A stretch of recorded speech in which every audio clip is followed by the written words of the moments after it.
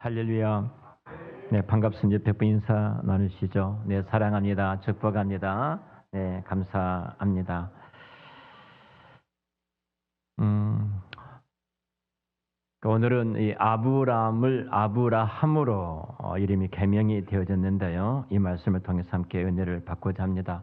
우리는 종종 그 이름을 가볍게 여기죠. 그냥 단순히 한 사람을 부를 때 호칭 정도 생각을 합니다. 성경의 이름은 단순한 호칭이 아니라 그 사람의 존재와 정체성을 담고 있고요. 또 그 이름 속에는 사명도 있습니다. 예를 든다면은 예수라 할 때 자기 백성을 저희 죄에서 구원할 자라고 말하는 것처럼, 또 임마누엘이라고 말할 때 하나님이 자기와 백성과 함께 하신다. 이처럼 그 안에는 존재와 정체성과 사명도 함께 포함이 되어 있습니다. 성경에 많은 그런 이름이 등장하죠. 야곱이 이스라엘로 바뀌어진 것처럼 또 사울이 또 바울로 바뀌어지지 않습니까? 오늘 본문의 아브라함도 아브라함으로 바뀌어집니다. 단순히 그 아브라함 한자의 이름이 바꿔지는 것이 정도가 아니라 여기에는 아브라함의 전 삶의 어떤 규정하고 또 그가 맡았던 정체성, 또 그가 이룰 이 사명이 무엇인지를 이 이름을 개명하면서 이 이름을 바꿔주신 것을 보게 됩니다. 오늘은 이 이름 개명을 통해서 또 저와 여러분들이 갖고 있는 그리스도인으로서 이름이 우리의 사명이 무엇인지, 우리가 얼마나 존귀한 자인지를 함께 살펴보고자 합니다.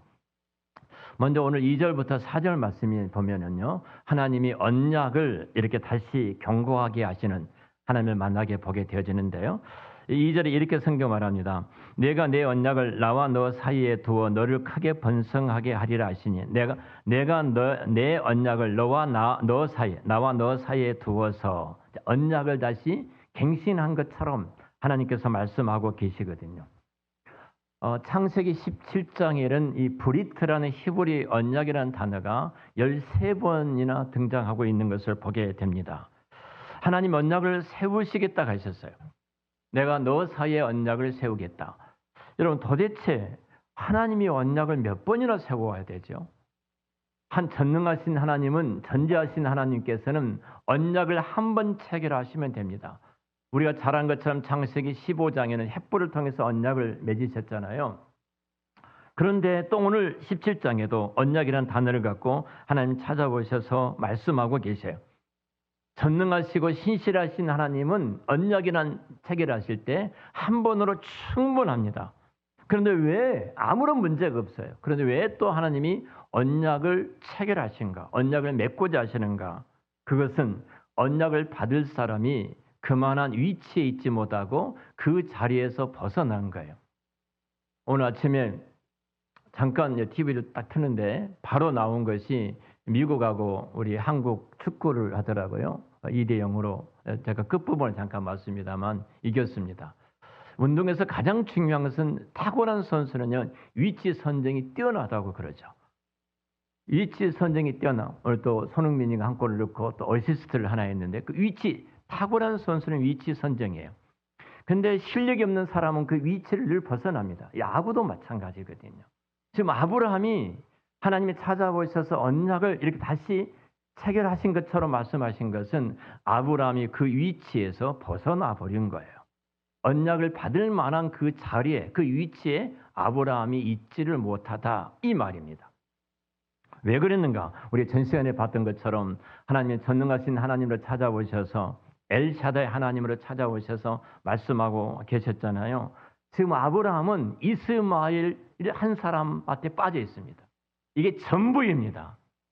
하나님이 13년 동안 찾아오지 않았지만 이스마엘에게 빠졌던 아브라함은 하나님을 찾지도 않습니다. 하나님을 부르짖지도 않습니다. 올인하여 너로 만족한다. 너로 만족한다. 이거예요. 그런데 여러분, 이스마엘은요, 하나님이 바라볼 때는 하나님의 뜻을 이루고 가는 자가 아닙니다. 오히려 이스마엘 때문에 하나님이 13년 동안 하나님과 아브라함 관계가 중단되었다는 것은 이스마엘은 하나님이 아브라함을 찾아오셔서 말씀하시기에 기꺼워하지 않는 쓰레기 같은 자가 이스라엘이에요. 너무 멀리 벗어나 버린 거예요. 그 위치에 너무 멀리 탈선해 버린 겁니다. 그래서 하나님이 찾아오셔서 다시 13년 만에 찾아오셔서 말씀을 하고 계신 거죠. 그 하나입니다. 너 벗어났던 그 위치, 그 자리에서 돌아오라, 돌아오라 이거예요. 이 돌아오는 것이 부흥인 줄로 믿습니다.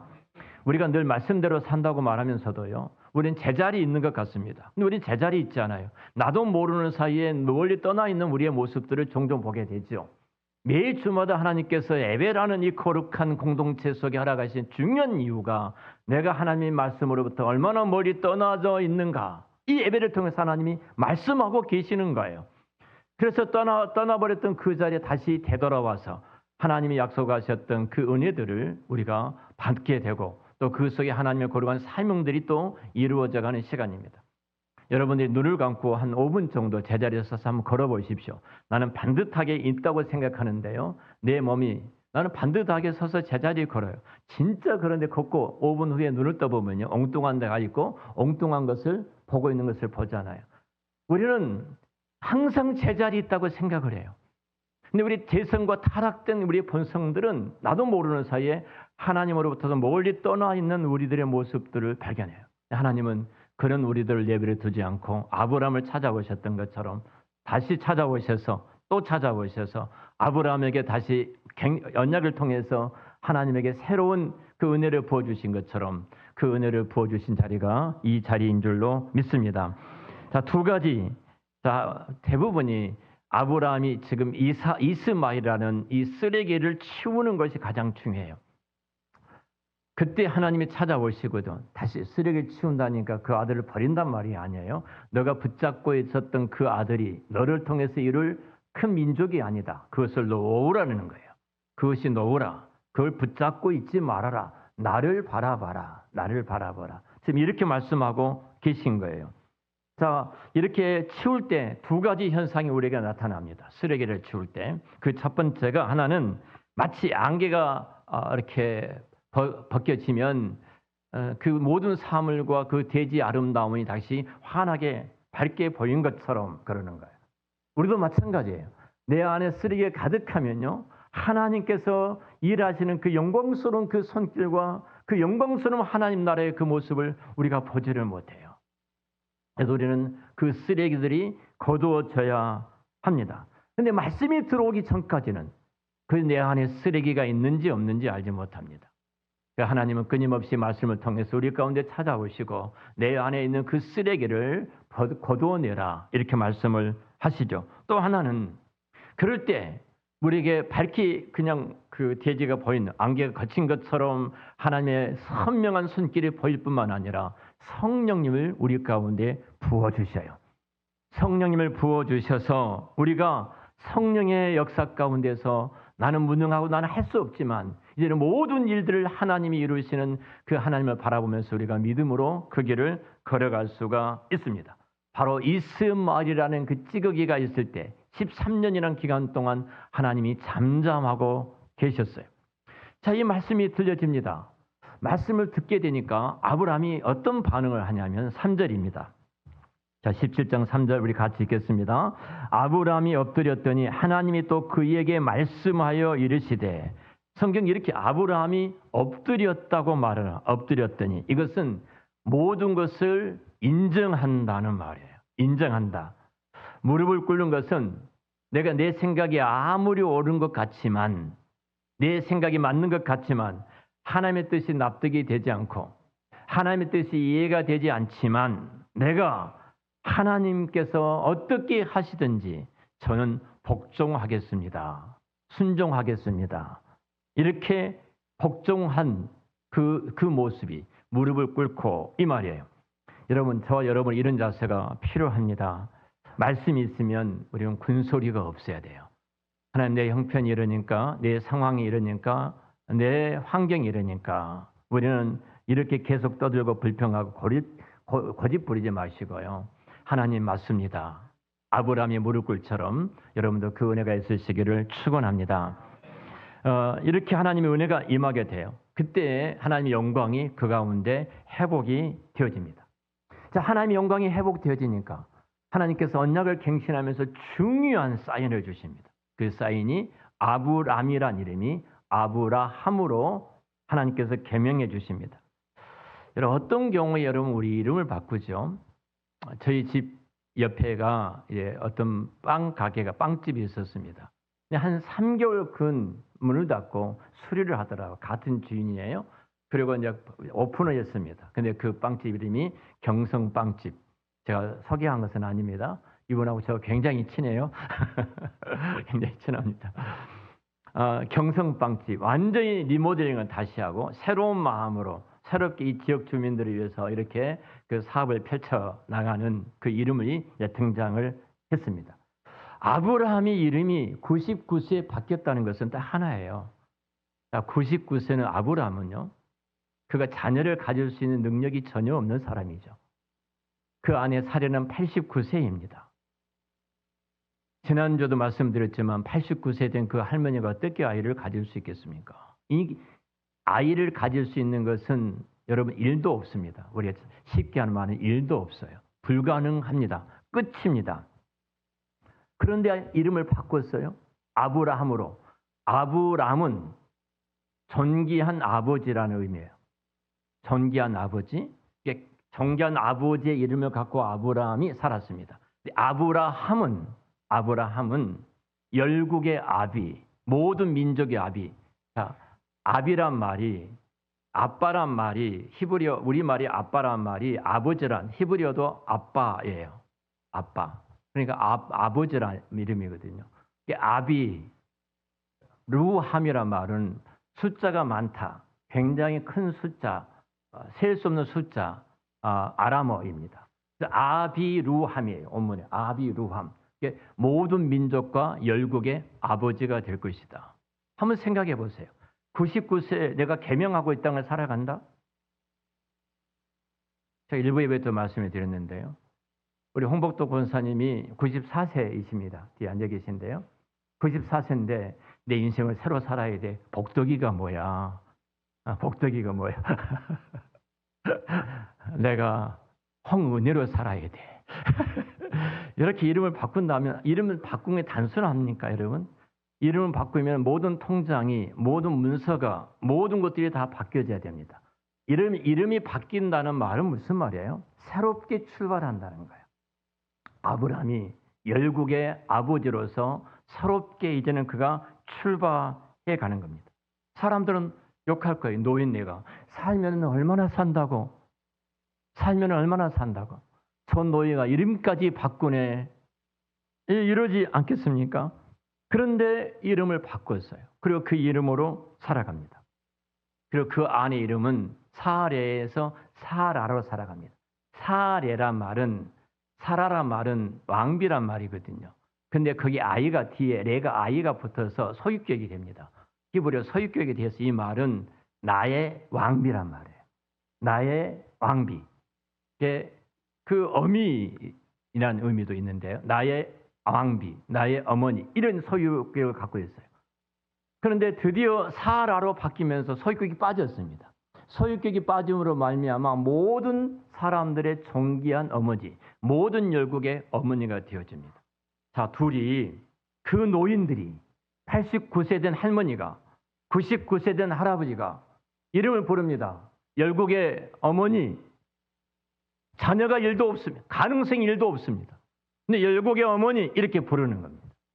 열국의 아버지 이렇게 부릅니다. 이렇게 이름을 부르는 것이 가능하겠습니까? 응? 저희 집안의 정자 돌림이에요. 그 정자 돌리면서 저희 형님은 종만씨입니다. 정자 만자셔요. 제 동생은 정자 대자입니다. 누가 더 크죠? 만하고 대하고? 대자가 크지 않습니까? 이름들이 참 그런 이름들 말이에요. 저는 천입니다. 그러니까 저는 훨씬 더 아래지 않습니까? 기분 나쁘다. 만도 안 되고 대도 안 되고 천이 뭐야? 셋째 왜 이름이 이렇게 지어서 내 이름을 바꿀 거야? 여러분 지금 아브라함이 만약에 가난한 사람인데 이 가난한 사람의 이름이 진짜 노숙자처럼 살아가는데 내 이름을 드디어 바꿀 거야. 만석궁으로 바꿀 거야. 나 만석궁 이렇게 이름을 부른다면 여러분 고지처럼 노숙자로 그렇게 비참하게 살아가는 사람이 만석궁 부른다면은 그럼 부르기가 좋겠습니까? 듣기가 좋겠습니까? 지금 이런 말이거든요. 근데 부릅니다. 왜 그렇게 이름을 당당하게 부르냐면 찾아오신 하나님이 누구냐는 거예요. 그분이 엘샤다이, 전능하신 하나님이셨습니다. 그에게는 일도 없습니다. 자녀를 가질 수 있는 가능성이 전혀 없는 사람입니다. 희망이 보이질 않습니다. 끝났습니다. 근데 그들이 열국의 어머니로 부를 수 있었던 것은, 열국의 아버지로 부를 수 있었던, 모든 민족의 아버지 어머니로 부를 수 있던 건 딱 하나예요. 하나님이, 전능하신 하나님이 그 이름을 주신 거예요. 그 하나님을 신뢰하기에, 그 하나님을 믿기에 무릎을 꿇고 그 이름을 받아서, 그리고 그 이름대로 아브라함과 사라는 열국의 아버지가 되고 열국의 어미가 된 줄로 믿습니다. 이것이 그리스도인들의 삶이에요. 삶이요. 아브라함은 열국의 아비가 됐습니다. 로마서에서 바울은 영적으로 우리 아브라함을 우리의 아버지라고 말합니다. 아버지예요. 저와 여러분의 아비가 되었습니다. 그리고 예수 그리스도를 믿는 모든 자녀들에게는 아브라함의 자손이 되어졌습니다. 어떻게 가능할까요? 성경에 로마서에서 사도 바울은 예수 그리스도와 함께 갈라디아서도 말씀하신 것처럼 접붙였다는 겁니다. 우리는 돌감람나무였는데 그 나무를 베고 참 감람나무인 그곳에 예수 그리스도의 접붙임으로 말미암아 우리가 하나님의 자녀가 됐고 아브라함의 후손이 되어졌습니다. 하나님은 그 약속과 그 언약을 이루신 줄로 믿습니다. 자, 오늘 하나님께서 우리에게 이렇게 말씀하신 이유가 무엇일까요? 그 이유가 무엇일까요? 여러분, 사실 우리에는 가능성이 없어요. 어떤 아버지가 자녀에게 조그마한 밭을 물려주었습니다. 밭을 물려주면서 이건 시작뿐이다. 그리고 앞으로 시작뿐이다. 앞으로 내가 너에게 상상도 할 수 없는 땅을 내가 너에게 앞으로 주리라. 이렇게 말한 것처럼 하나님께서 지금 아브라함에게 그렇게 말씀을 하고 계십니다. 너는 이스마엘이라는 그 한 사람으로 만족했지만 그게 아니다. 너를 통해서 태어날 그 아들이, 그 자손이 바로 수먼 하늘의 별처럼 땅의 모래알처럼 큰 민족을 이루게 될 것이고 그들을 통해서 열방이 주께로 돌아와 너는 열방의 아버지와 열국의 어머니가 될 것이다. 하나님은 그 언약을 그대로 이루셨습니다. 사랑하는 성도 여러분, 이제 말씀을 마치겠습니다. 우리는 전능하사 천지를 창조하신 하나님을 내가 믿는다고 고백하는 사람들입니다. 하나님을 우리는 아버지로 모시고 사는 사람입니다. 하나님을 아버지로 모시고 사는 사람들은 태도가 달라질 수밖에 없습니다. 한번 따라서 할까요? 태도가 그 사람의 영성이다. 그 사람의 영성이에요. 직장에서 보십시오.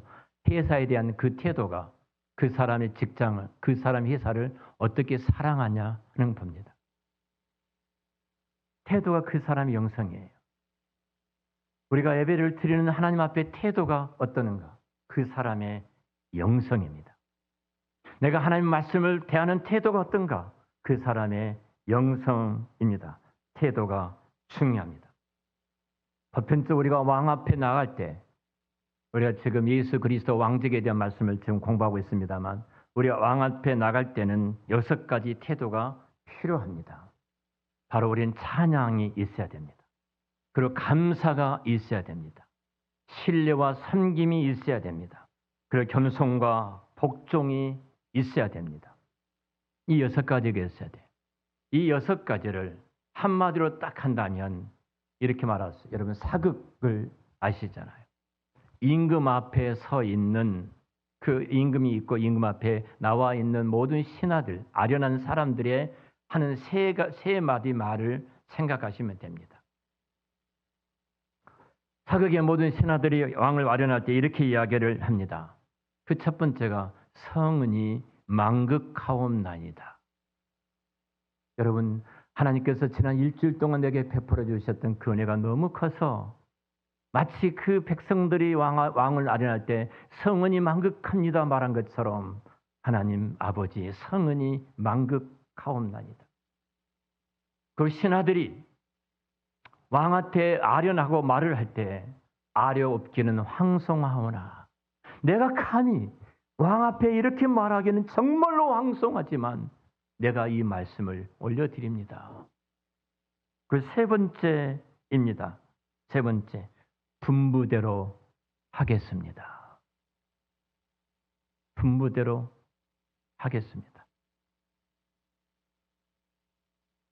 여러분, 전능하신 하나님, 엘샤다이 하나님을 아브라함이 만나는 순간 하나님께서 아브라함을 찾아오셔서 나는 전능한 하나님 여호와라, 나는 엘샤다이 하나님이다 이렇게 말할 때 그는 하나님 앞에 무릎을 꿇습니다.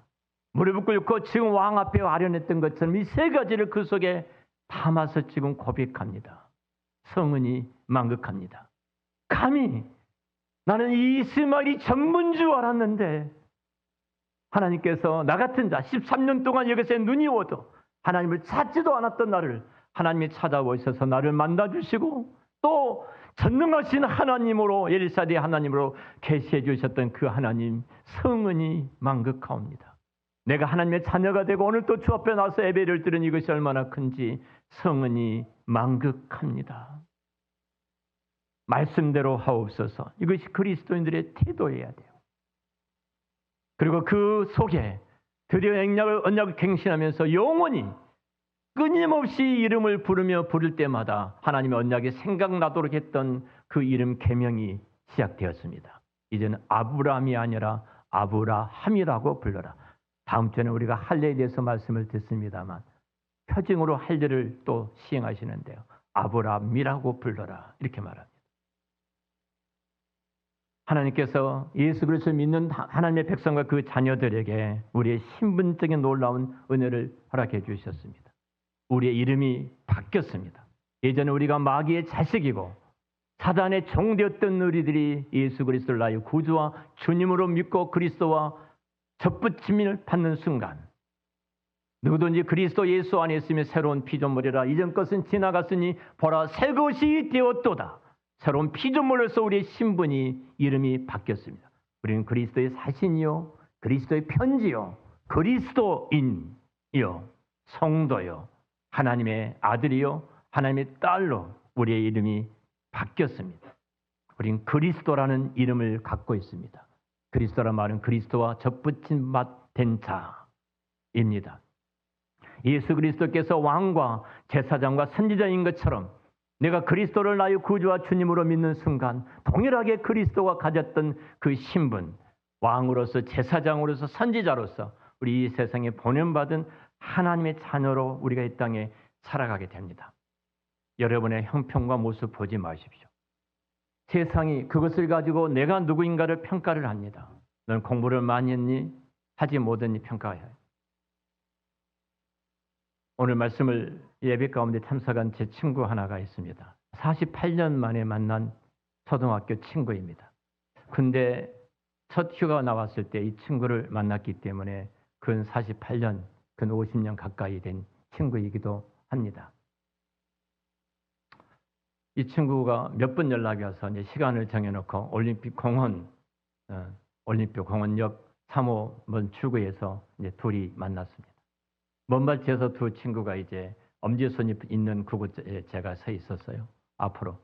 근데 막 달려와서 이 친구가 저를 한참 끌어안고 포옹을 같이 했습니다. 눈물이 서로 글썽글썽거렸어요. 48년 만에 만났으니까 얼마나 기뻤겠어요. 그리고 이 친구와 같이 이제 식사를 하고 그리고 차를 마시면서 교제를 나눴습니다. 이 친구는 일찍 서울에 올라와서 당시에 배달업계 선두주자였습니다. 배달 선두주자여서 저도 휴가 때 지금 그곳에 좀 가야 되는데 너가 좀 도와줄 수 있어? 해서 제가 서울의 촌놈이 버스를 물어서 타고 그곳까지 배달한 기억이 저에게 있어요. 시골에서 친구들 올라오면 늘 재워주고 늘 먹여주었던 친구이기도 합니다. 거의 이 친구가 생겼어요. 대한통운이 시작될 때 이 친구는 많은 네트워크를 갖고 있었기 때문에 이 친구한테 대한통운이 MOU를 맺고 우리 회사에 지분을 주겠다 이렇게 요청했는데 당시에 너무너무 돈을 잘 벌고 있어서 내가 왜 그렇게 할 필요가 있어 그랬다고 그래요. 근데 자기는 이제 소규모로 전략을 했고 대기업들이 들어와 가지고 다 장악을 하게 됐다고 이야기를 하면서 자기가 돈을 벌었을 때 이 이야기를 같이 나누었어요. 못된 짓 참 많이 했다. 그러면서 하는 말이 이 친구가 그때 나를 만났다면 나 목사를 만났다면 그 못된 짓 안 했을 텐데.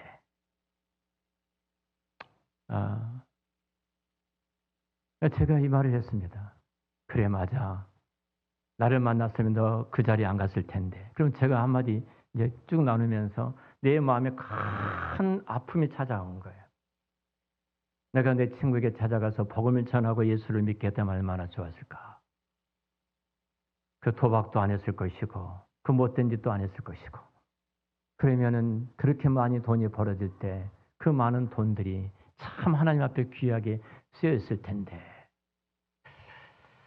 이 친구는 목사를 잘 몰라요. 교회도 잘 몰라요. 가보지를 않았기 때문에. 그래서 제가 목사는 돈 번 직업이 아니잖아.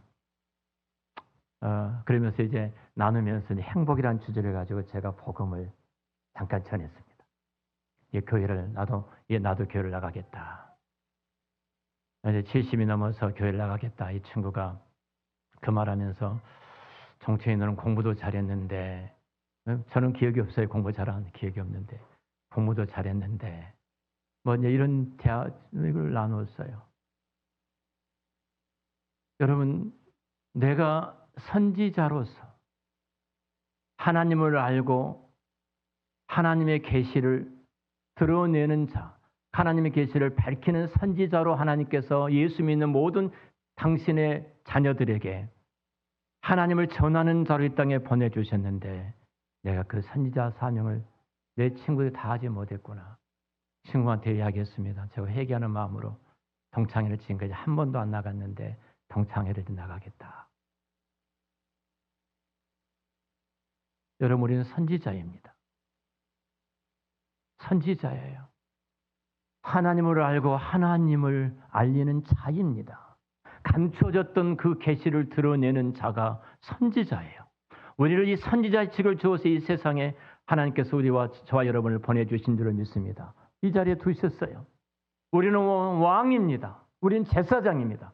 우리는 제사장으로서 내 몸을 거룩한 하나님 앞에 산채물로 드릴 뿐만 아니라 이 땅의 중보자직을 통해서 이 고통받고 죽어가는 그 영혼들을 붙들고 마치 아브라함이 하나님 앞에 나가서 부르짖고 기도하는 것처럼 우리가 그렇게 기도하는 자로 중보자로 제사장으로 저와 여러분이 이 땅에 두신 줄로 믿습니다.